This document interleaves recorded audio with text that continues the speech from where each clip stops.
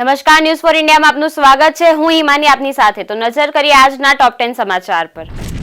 ગુજરાતમાં વરસાદનું red alert. Deep ડિપ્રેશનના કારણે ફ્લેશ ફ્લડની આગાહી કરવામાં આવી છે. 55 કિલોમીટરની ઝડપે તોફાની પવન સાથે વરસાદની આગાહી કરવામાં આવી છે. આણંદ, અરવલ્લી, બનાસકાંઠામાં ફ્લેશ ફ્લડ આવી શકે છે.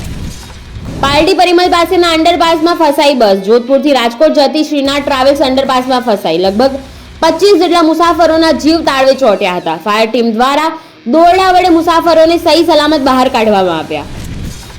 રાજકોટ જિલ્લાના ઉપલેટા પંથકમાં ભારે વરસાદથી નદીઓમાં પુષ્કળ પ્રમાણમાં પાણીની આવક થઈ. ઉપલેટાના ગઢાડાથી પસાર થતી મોજ નદીમાં પુષ્કળ પ્રમાણમાં પાણીની આવક નોંધાઈ. જામનગરમાં ભારે વરસાદથી જળબંબાકાર. ધ્રોલ પાસેના હમાપરની ગેલ નદીમાં પૂરથી 7 ગામ સંપર્ક વિહોણા થયા. અતિ ભારે વરસાદના કારણે વરસાદથી નદી નાળા પણ છલકાયા છે.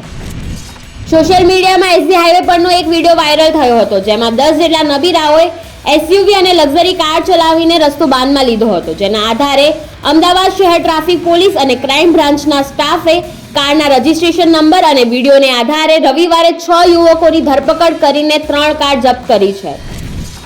શ્રાવણનો ચોથો સોમવારે અને જન્માષ્ટમીના પર્વ પર સોમનાથમાં ભક્તોની ભારે ભીડ ઉમટી. હર હર મહાદેવના નાદથી ગુંજી ઉઠ્યું મંદિર પરિસર. શિવમય બની સોમનાથ નગરી. આજે કૃષ્ણનો 5252મો જન્મદિવસ. દેશભરમાં જન્માષ્ટમીની ઉજવણી. ડાકોરમાં જન્મોત્સવની આકાશી આતશબાજી કરાશે, તો જગત મંદિર દ્વારકામાં રાત્રિના 12 વાગે છડી પોકારી નંદોત્સવની ઉજવણી કરવામાં આવશે.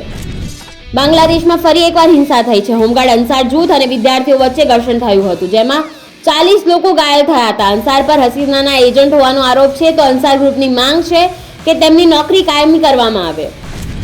અમેરિકાનો 9/11 જેવો હુમલો રશિયામાં થયો. યુક્રેને રશિયાના સારાટોવમાં સૌથી ઊંચી ઇમારતને નિશાન બનાવીને ડ્રોન છોડ્યા. ડ્રોન હુમલા બાદ ઇમારતને ખાલી કરાવવામાં આવી. ટેલિગ્રામના અબજોપતિ સીઈઓ કાયલ દુરોવની ધરપકડ. પ્રાઇવેટ જેટમાં ફ્રાન્સ પહોંચતા પકડાયા. પોલીસ તપાસના ભાગરૂપે ધરપકડ વોરંટ બાદ દુરોવને કસ્ટડીમાં લેવામાં આવ્યા છે.